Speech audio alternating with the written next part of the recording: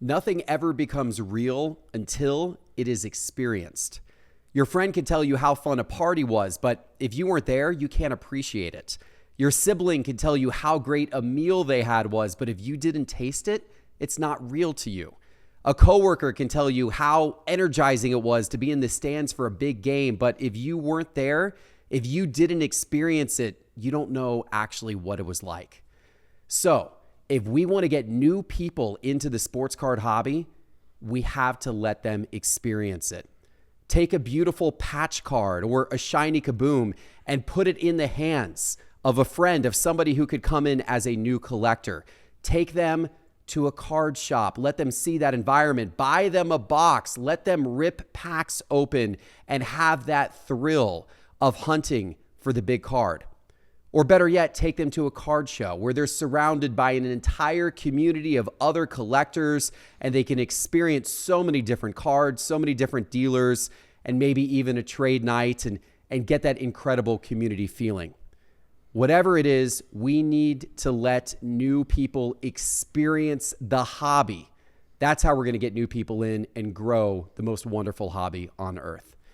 And today, Kelly, in the first episode of the Geoff Wilson Show, we are going to be exploring the idea of experience and what it means to allow people to experience things, whether that's what's going on in the sports card hobby or beyond, applying this to what other businesses are doing as well and thinking about how that can be brought over to the hobby to really grow the hobby. I'm excited for this show. No, it's exciting to not only be on the show with you, just so people, I guess, have the context of who I am. I am the VP of content here. And in particular with this conversation, I'm glad we're starting with this because I have a lot of experience in the experience of a customer, right? So before I joined Sports Card Investor, I dealt a lot with experiential marketing. It's, talking and relating to customers, but doing it by physical touch or sound or sight. And primarily a lot of that was dealt with events. How do people experience things when they walk into a trade show or walk into a concert?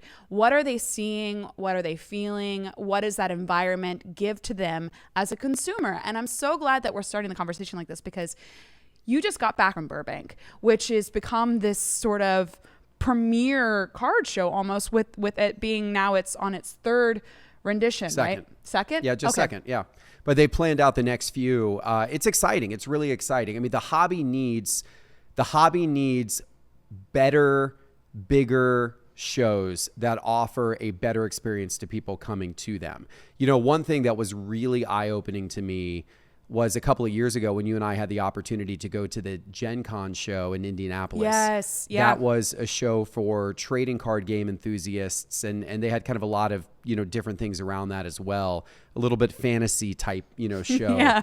Cosplay. It was a little bit outside of our realm of what we typically deal with. Yeah. But what was really interesting, and I think you'd agree, is first of all, it was a huge show. Like it was. Yeah, it was massive. It was maybe a little smaller than the National, but not much smaller. It was of that scope. I don't know. I mean, I think the thing that threw us off was the layout. The layout was, not in this just... The National is a very large room, typically, and you can see from one end to the other. But I mean, it's expansive. But the Gen Con was wrapped almost in a U. Yeah, it might have been as big as the National. I don't know, but the whole entire show was carpeted. Yes, which is a big deal, and card shows don't do this. They don't think about Carpet is actually a big deal, and it costs more money. It costs more money, but the show was carpeted.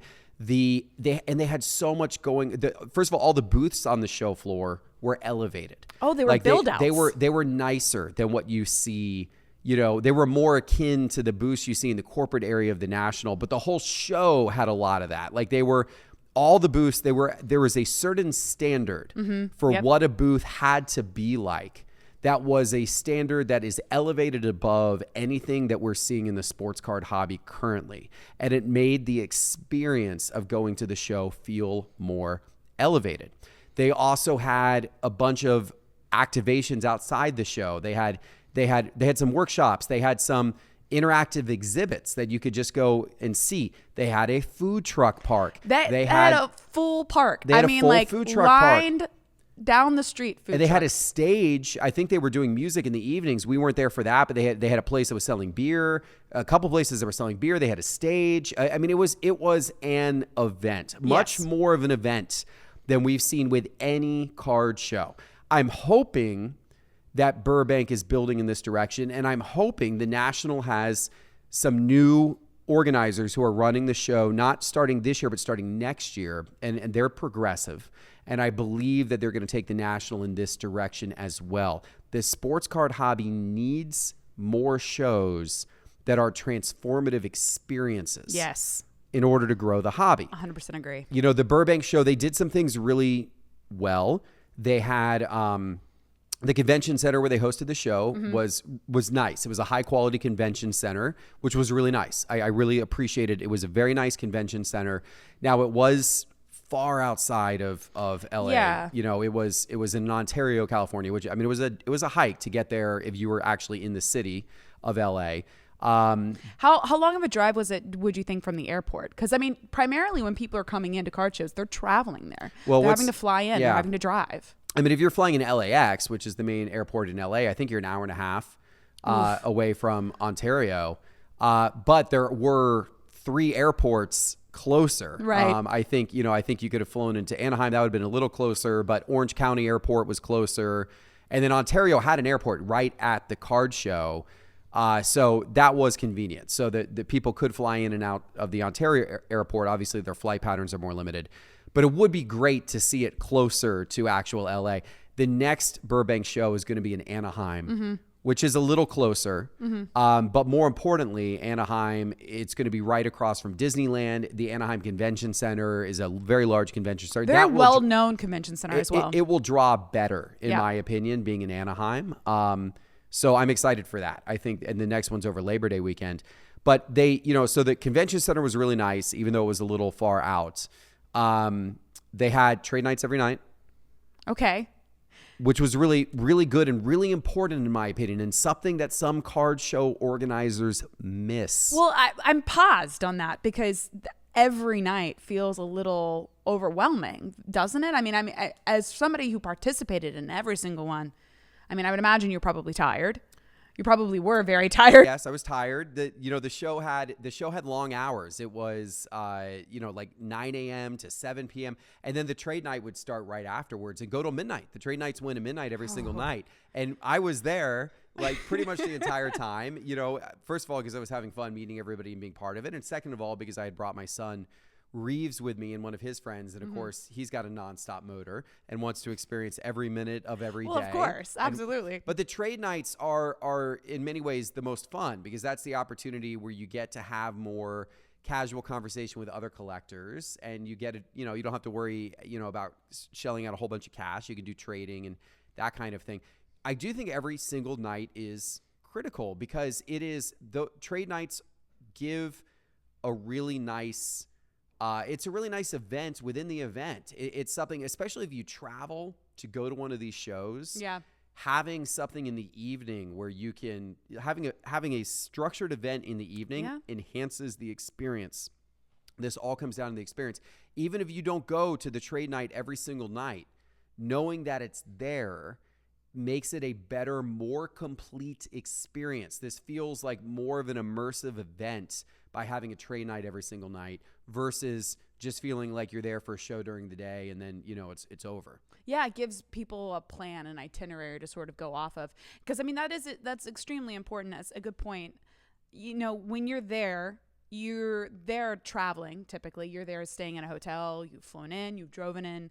You've got things that you're not necessarily accustomed to with a city. So it's nice to have something that already is predetermined for you, where you do a card show, you maybe go get dinner somewhere close by, but then you still got something else to do that night. Yeah. You still got an event or something to participate in. And that's also what I love about Mint Collective. Mint Collective also does that. Yeah. Where you've got, a show during the day, but you've got these events and these parties and these networking things at night. I think that is extremely crucial for card shows and or trade shows. Mint Collective is the best example of an elevated experience that we have in the hobby right now. It's Mint Collective's a little less of a card show. Like Burbank or the National or Dallas, or Philly or Chantilly, or, these shows that have, are very, very well known. They're very much a card show forward experience, right? It's mainly a card show. Whereas Mint also has programming around it, speakers, workshop panels, industry parties. So there's more to it. The card show itself is not as large as some of the others. But the overall experience at Mint, very elevated in a very nice hotel. They do it at the MGM Grand. Yeah. And they, again, carpeted. Yeah. Actually carpeted. The whole thing is carpeted. We keep coming back on carpeted, but I just want to say carpeted makes it so much more comfortable for the person that's attending, because you're walking and it's this soft ground that you're standing on. It's not concrete. It gives you this sort of easy way to just experience, be calm, be relaxed, not really worry about, I've been standing for a while. Additionally, weirdly, it makes you relax, and when you're relaxed, you end up spending more money, which is kind of important. It's a big deal. Carpet lighting is another big deal to make the experience good. The lighting at the Burbank show was decent. The lighting at some card shows you go to, if they're in older exhibit halls, older conference centers, the lighting's typically really bad. And that lighting makes a difference. Like if you're there, look, you want to create an environment. And this is true whether it's a card show or, other types of business, other types of events. You want to create an environment where people are comfortable, where they come, and especially a card show, you want people to stay there for as long as you can keep them captive. Because the longer the consumer will stay at a card show, the more money they're ultimately going to spend, the more money that's going to circulate around the show floor, which is what the hobby needs.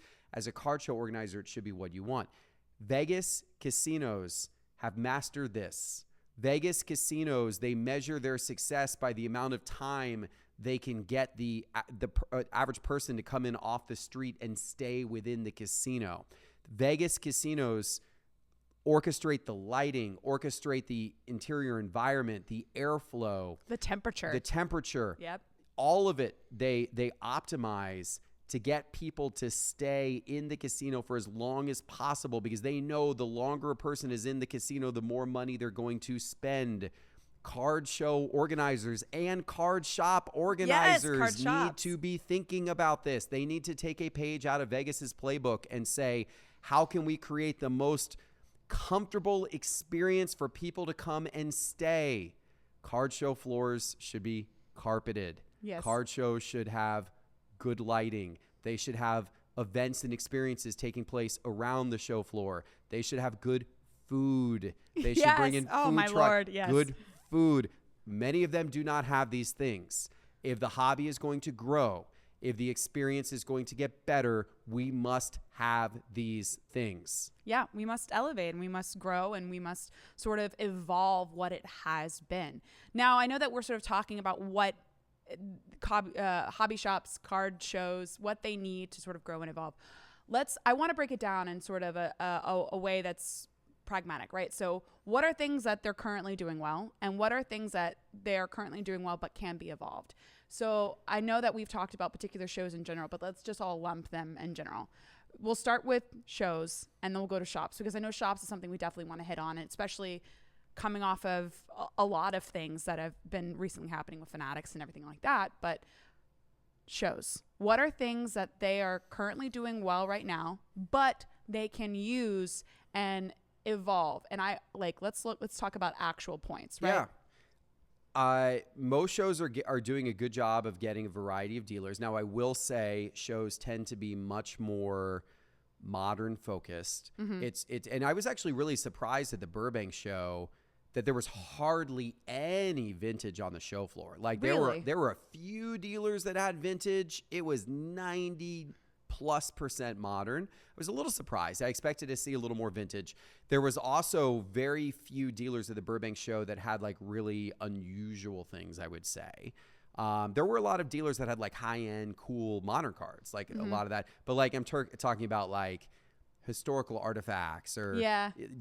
Disney cards, or you didn't see a lot of that stuff at the Burbank show. So there wasn't like a lot of Pokemon or Star Wars or Marvel, anything like that? No, there wasn't actually. No, a little bit here and there, but not a ton of it. It was very modern sports card focused, which, that like probably, 90% of the people showing up at the show, that's what they want. Modern cards are more liquid. They transact more frequently. People are into buying and selling the modern cards, more quickly because it's more tied into player performance and that type of thing. So Right. there's more excitement often around the modern cards, but I would have liked to have seen a little more diversity. But they did do a good job of getting a lot of dealers there, a lot of international dealers actually, which was really cool. Love that. I love that. Yeah, I met like these great guys from Guam. I didn't even know there's a big card shop in Guam. There's a big card collector community in Guam. That's crazy. And so one Love of the card shops from Guam set up there. I mean, there were other international folks as well. There were folks from Germany and other places. But yeah, so they had a lot of different dealers.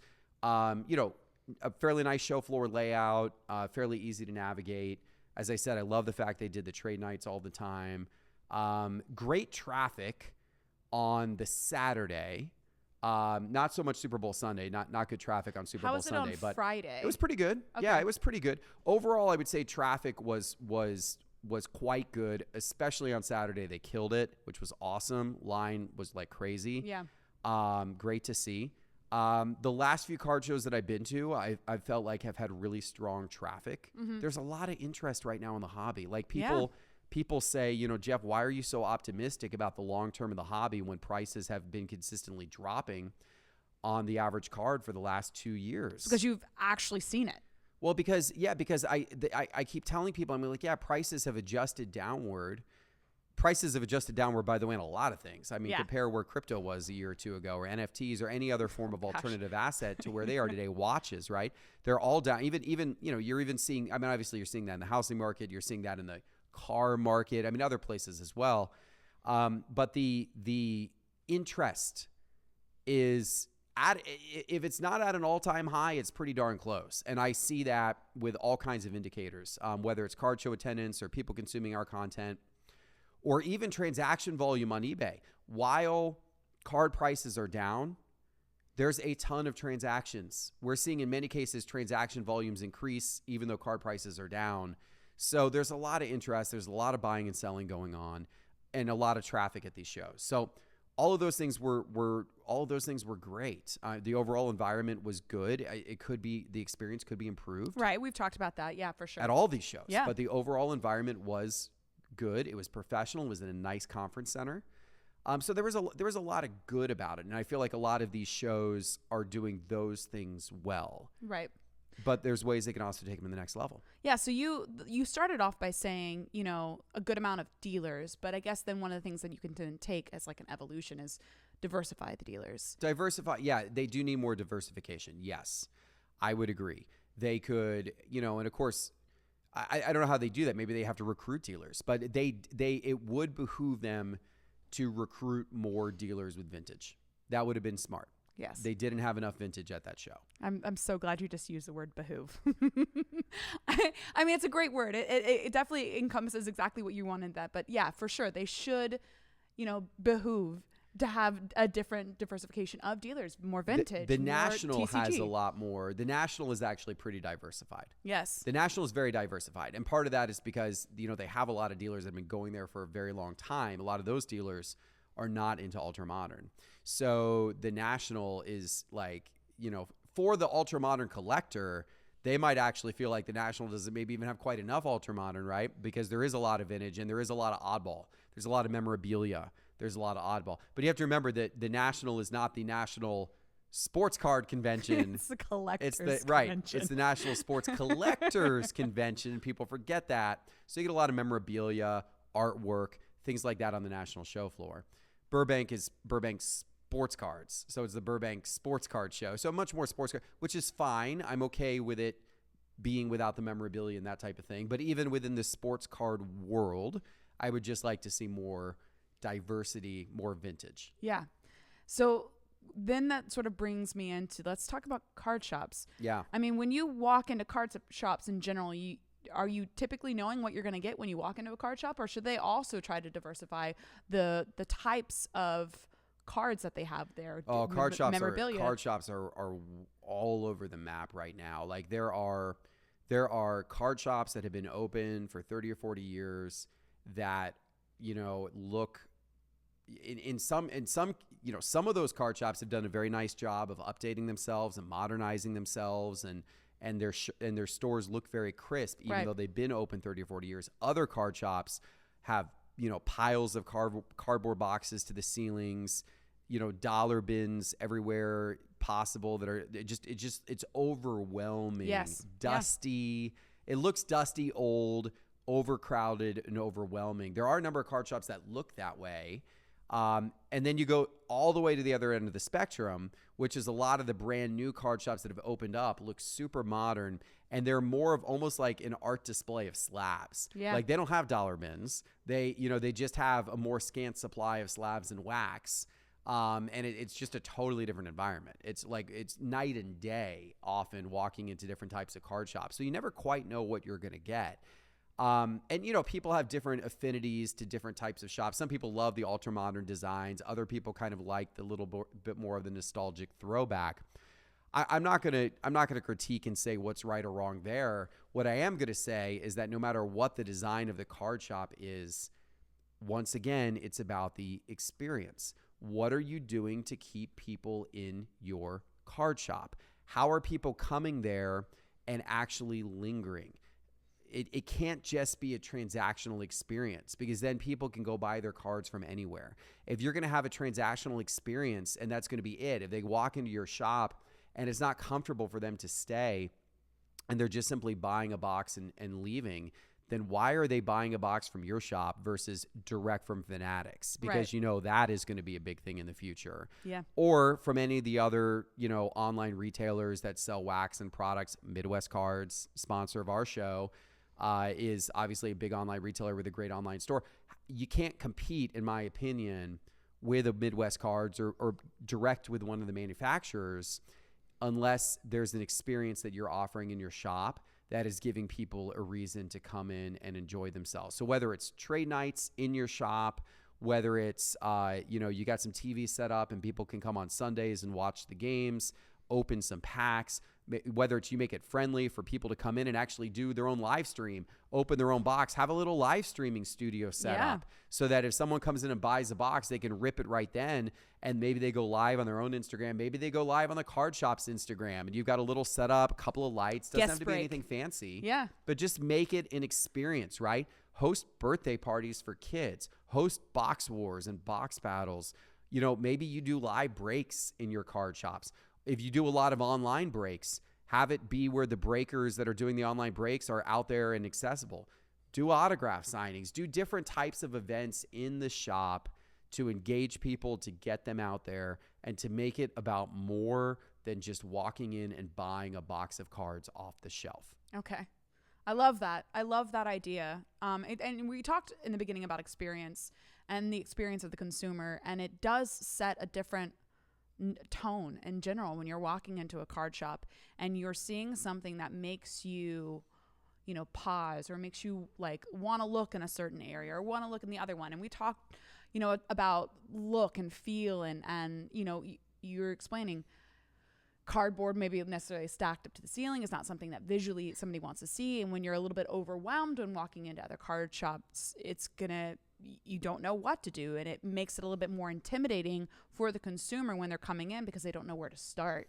So maybe what I'd love to hear from you are there particular brands that are there right now, like an Apple per se, or maybe like a particular retail shop that has created this experience that works well? I mean, to me, Apple, I think, is a great example of what a card shop can use as a small blueprint. Yeah. And going into an actual store, because not only is it visually not overwhelming, you've got, clean lines, exactly what the items are that you're supposed to be looking at, supposed to be touching, feeling, and consuming. But additionally, on top of that, they have, the experts that are there Yeah. that can walk you through that product and that they know that product like the back of their hand. And I also think that that is something when we talk about experience is you want to be able to, especially as somebody that's newer in the hobby that is, wanting to get into the hobby because they've either seen, something on YouTube, something on social, they've seen something where they're like, oh,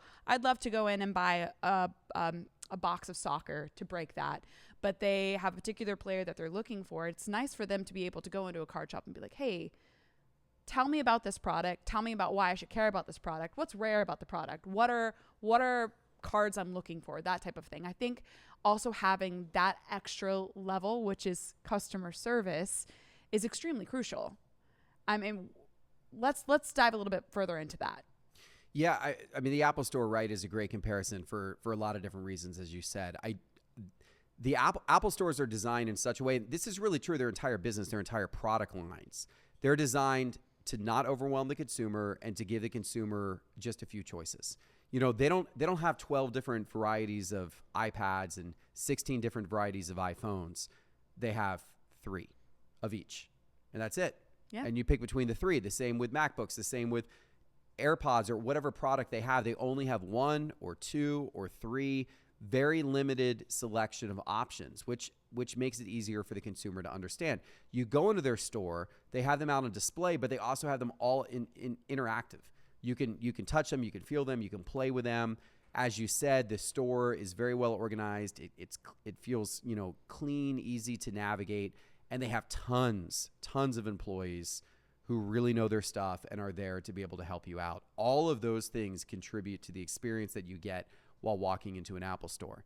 Now, not every single one of those elements is going to work appropriately in a sports card shop. Naturally, in a sports card shop, you're going to end up with a lot more than 3 choices in terms of product. Right. There's going to be a ton of choices and a ton of different cards. But how do you go about organizing the shop? Shops that organize their product by sport, organize their, slab cases by sport. I think that's very helpful. That's a good start. Real clean organization. Try to get the products as forward to the customer as possible. Ideally, in my opinion, card shops should not have a big behind the counter area where there's a separation between the customer and the wax that's on the wall and they can't experience it. Ideally, you want that out in front of the consumer, as close to the consumer as possible, and allow consumers to freely roam the shop. I've seen some cool store designs where they have, because wax can be expensive and store owners don't necessarily want it where people can just grab a box. But I've seen some cool store designs where they have the wax in showcases and glass showcases, but they have it out all throughout the store. Mm-hmm. So as you walk into the store, you can walk anywhere. There is no such thing as behind the counter. Everything is out, but it's protected. So people can't just grab a box and go, but that allows people to kind of walk around and visually see everything and get up close to everything. Which I like. I think that having the staff that just knows the products, that's such a big thing. I mean, a big part of the experience is having employees who really know their stuff. And in the sports card world especially, because cards are confusing. Yes. It's confusing when you get into it. I mean, that's one of the big challenges. One of the big challenges that we have to overcome.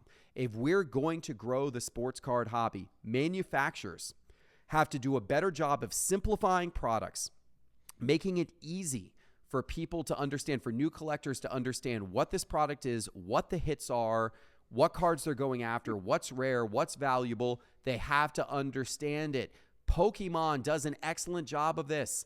Whenever Pokemon puts out a new release, they include with the Elite Trainer box, there's a book which visually shows a picture of every single possible card you can get out of those packs. And it's segmented by how rare they are. From the basic cards all the way up to the secret rare rainbows that are the most valuable, super difficult to find in a pack. They give it all to you. You see what it looks like. You know what you're going after. Pokemon has done this brilliantly. The sports card manufacturers have completely and utterly failed at this. Total failure. Awful failure. They don't even have the checklists of products out when the products are released half the time. You don't know what you're going for. You don't know what the odds are that you can pull a particular card. You don't know what's rare and not rare. You have to just figure it out. That is horrible for new collectors. It's got to change. And the playbook's there. Pokemon's doing it every release. Just do that. We've really hit a chord with Geoff. I can see almost every employee right now being like, oh yes, that. So this obviously needs to be a conversation that we have to have on another podcast. It's probably an entire another episode. It's its own episode. We're gonna save that one back.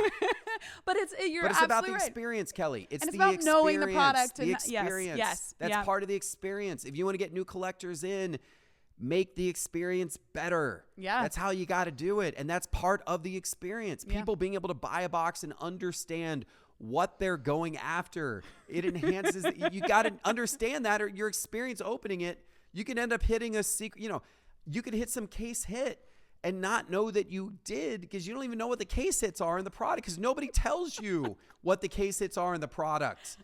Half the time, they don't even know. Like nobody, like the breakers don't even, the day they're opening up because the manufacturer hasn't even come out with their checklist yet. I mean, it's insanity. I hope everybody's enjoying this. This is the passion that we constantly get to see with Geoff, which is not normally on camera. So, but that's what this podcast is about, right? It's about allowing you to speak freely and to like really express this. And again, I definitely think as much as you've been very animated about that particular one small segment, we should definitely have a whole other episode about that, because we could go into multitudes of layers with that. But experience is extremely crucial. And again, experience is not just the way something looks. It's the way something feels. It's the way that the way the sounds are, the way the lighting is, the ability for the consumer to feel like they get it, right?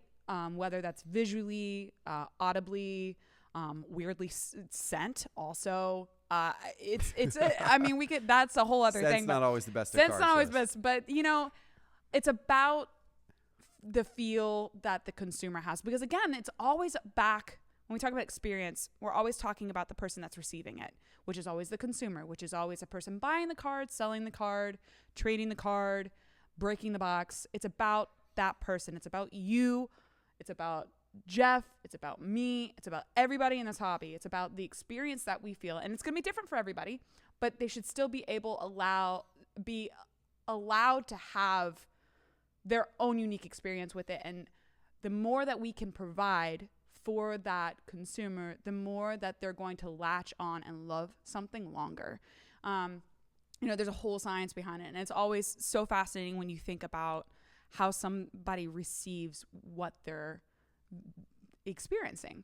Now this is going to sort of go off into a weird segment, but we wanted to sort of bring in these new things within this podcast that will sort of allow us to see not only, your entrepreneur side and your ability to sort of sit and sort of analyze what works and what doesn't work, but also plays into sports cards, and the hobby in general. And you deal a lot with stocks. You look actively at the stock market. So I wanted to sort of introduce a segment that's called stock to card. Okay. Or, in some ways stock to player, that type of thing, to see sort of what you would assume or compare a stock with a particular player or a particular card, that type of thing. So without further ado, let's go ahead and get right into it. And since we've sort of talked about TCG and Marvel and Disney and, that sort of other, Disney as a stock, what do you compare Disney to?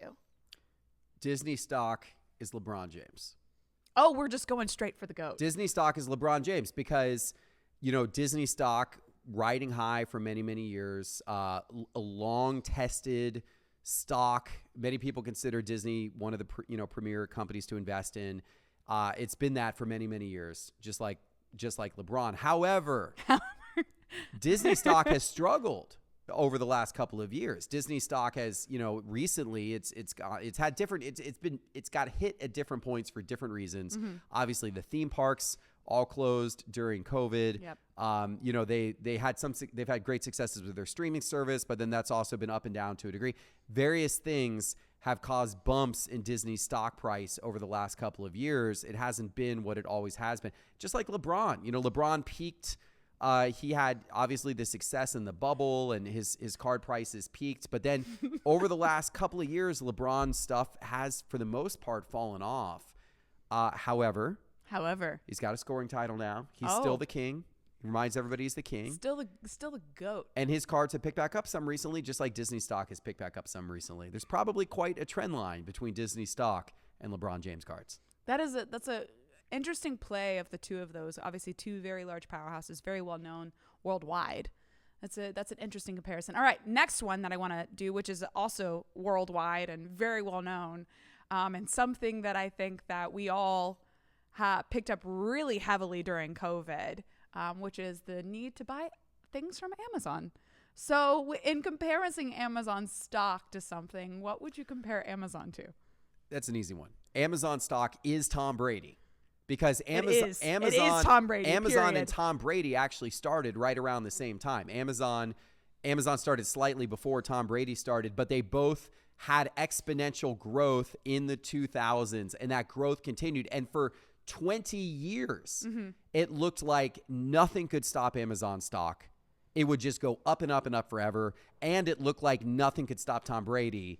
He would just perform and win championships, and his card prices would go up and up forever. However, we have now seen this last year the chink in both of their armor. Amazon stock, really for the first time ever, has been dropping and hasn't been great this last year. Hasn't. It has not. Amazon stock's been on the way down, and that's not something we've ever seen before. Likewise, Tom Brady, his career on the way down. Over now, yeah. Card prices falling, something we have never experienced before. Amazon stock and Tom Brady are almost a perfect correlation looking back over the last 20 years. That's crazy.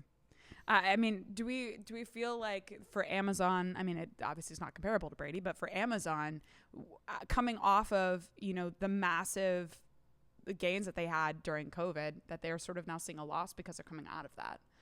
What is your opinion then on that? Yeah, that's true. I mean, they were hot. Their stock was hot during the beginning of COVID. Everyone was ordering stuff off of Amazon, as you said. I think the challenge Amazon now has is where do they grow from here? Right. Like they've dominated the online delivery space in America. They absolutely dominated. And they have now dominated the web hosting space, Yep. Amazon Web Services. I think, and they've got, they got their digital video business and they've got different business units, but I think they're very established in all these areas now. So the growth potential isn't there as much as it has been for many years. So what's next? What's going to take Amazon to the next, phase of growth? Yeah. And I think that's maybe a little unclear right now. Yeah. And I mean, and to the next stock, I'm going to compare, and I'm going to make the segue on this. They've had a lot of amazing growth, and they became unique and sort of the first in their space, although not technically the first. Netflix. Yeah. It's something that they came right out of the jump. I remember originally it was the DVDs that you would get, and you would get them in the mail, and they had these great marketing commercials where it's like all of these weird characters in your living room because you get the DVD, and then they went to streaming, and that was such a huge revelation. And now we're here with Netflix, and they're hurting, and they're introducing this weird thing where now you can't share passwords, which is making everyone upset. But in comparison, who do you link to Netflix? Netflix is Justin Herbert. Netflix was the hottest thing going for a period of time. It was the stock that everybody wanted. It was the service that everybody was subscribing to. It was, everyone was all in on Netflix until they weren't.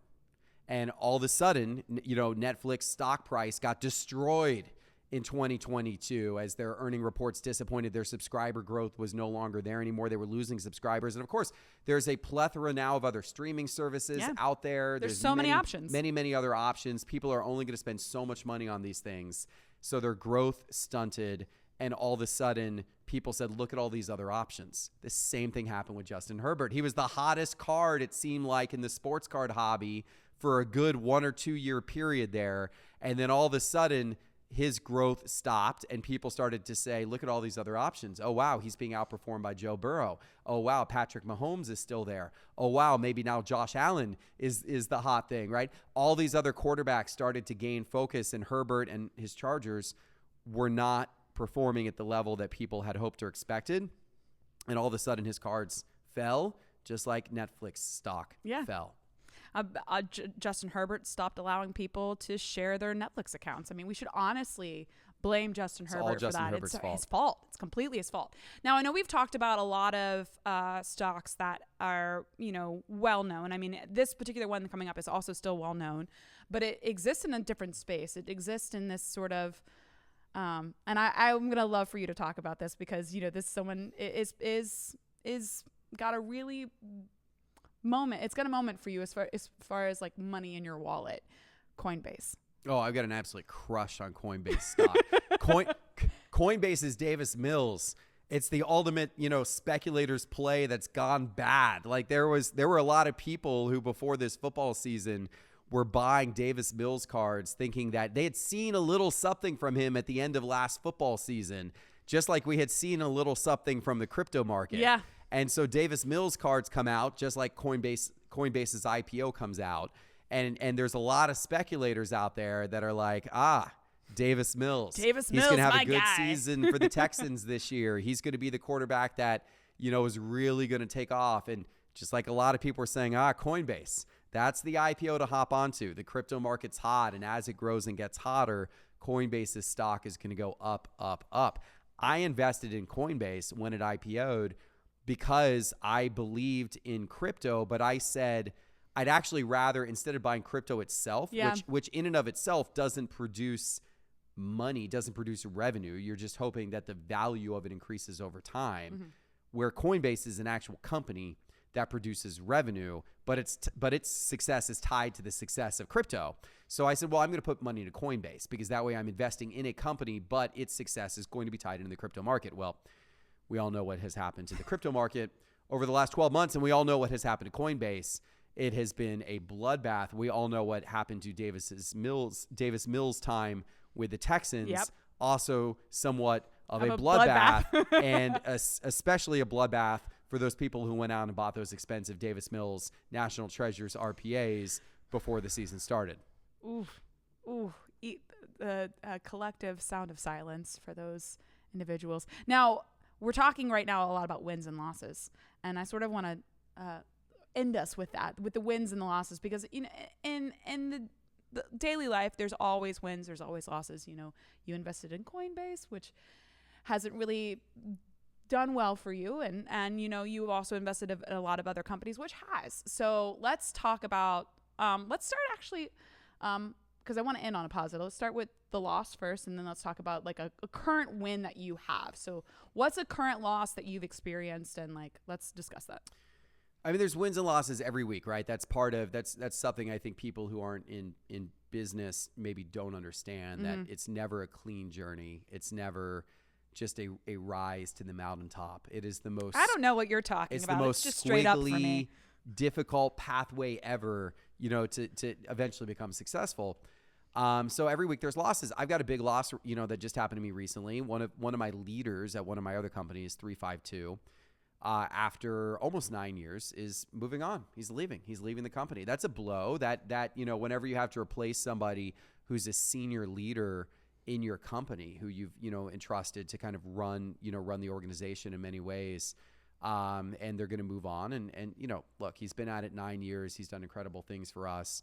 And he wants to change things up now and do a little something different. I can't blame him for it. It's fantastic that he has had the experiences he has and has that opportunity. But now it means, well, now I got to figure out what's next, right? Yeah. And so that's a loss. Losing him's a loss. But you know what? When you lose somebody great, it creates opportunity for others to step up. Mm-hmm.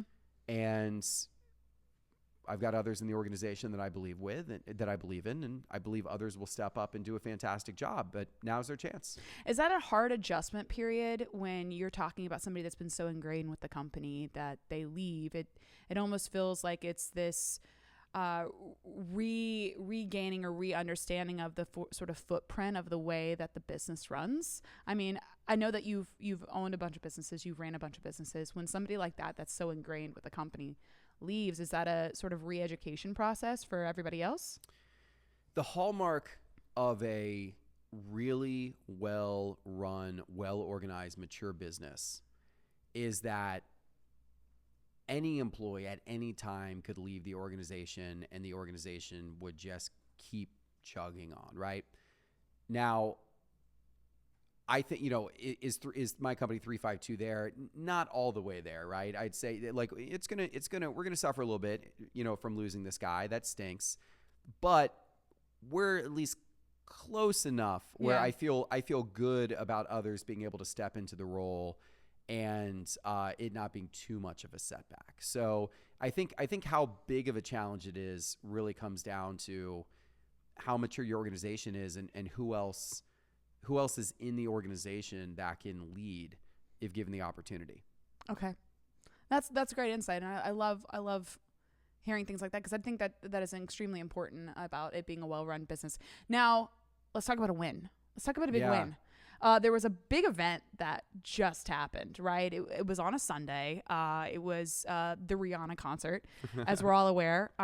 It was a huge event. What did you think about that, by the way? Do you like that? I actually really loved it. So for me, that's Rihanna. That's what all of her concerts have been. This is sort of like what's crazy about it to me is because anytime you've ever seen Rihanna perform, it's never been this outlandish thing.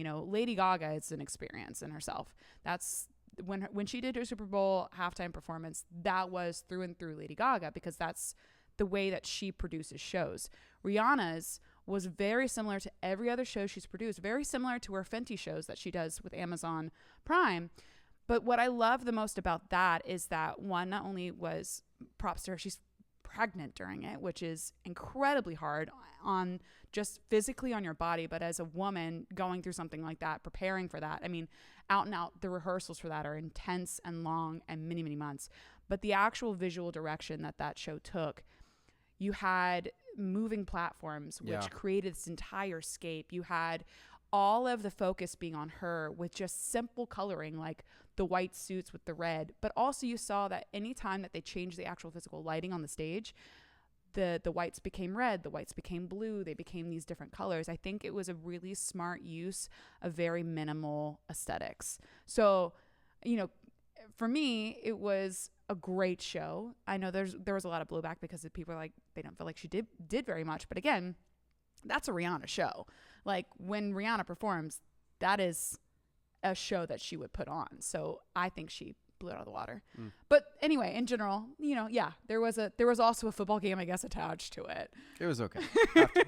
How did I like the game better than the halftime concert. Yeah, it was okay. Rihanna was okay. But the game was spectacular. Yeah, I put the game as a big win for the week because I think the game was incredible for the sports card hobby. It was actually the best possible outcome for the sports card hobby because you had a lot of people have been heavily invested in Patrick Mahomes cards. He wins. He cements himself as clearly the best quarterback right now. He cements himself as, maybe the heir apparent to Tom Brady, some would say. And, he's got a ways to go before he's truly there. But he's got 2 Super Bowls, doing it at a younger age than anyone else has done it before. It's really cemented him as the guy right now. That's great. That's going to help the value of his cards. But Jalen Hurts played so well in the loss. Yeah, he did. That it didn't hurt his cards in any way. If anything, it's just going to build more hype for his cards leading into next season. That's a very positive thing as well. So I thought that the outcome was actually great. It was a great game. Yeah. But I thought the outcome was great for sports cards as well. Yeah. So that was a win for the week. Gotta love that. Love that. Well, Geoff, that's been our first podcast. It's been a good show. I like this. I'm excited. I'm excited for this. While I don't agree with your take on Rihanna's halftime performance, we could still agree on a bunch of other things, which I think is very nice. Now, as we sort of have alluded to, especially in the podcast intro, which if you've been able to listen to that or not listen to that, this goes out every week. This will be on the YouTube channel, The Geoff Wilson Show. So please look for that as far as the long form version of this. You can also find it in all of the podcatchers. Geoff, if they wanted to stay adept to what you are currently doing day by day, where can they find you? Yeah, so of course, social media. It's Geoff Wilson, Instagram, Twitter, although I'm not on Twitter very much. TikTok. Yep. You can find all of the weird things that we force Geoff to do there you go. Day by day. Yeah, and of course, this show, The Geoff Wilson Show, is available on YouTube as well as the podcast, all the podcasts, Apple Podcast, Spotify, etc. Well, I look forward to hearing what your wins and losses for next week will be, because I do think this is an important sort of segment, but it allows us to sort of dive into everyday life, which is nice. It's been a great first show, Kelly. Thank you for joining me for this journey. I wouldn't change it for the world. Awesome. Well, we'll see you again next week. Bye.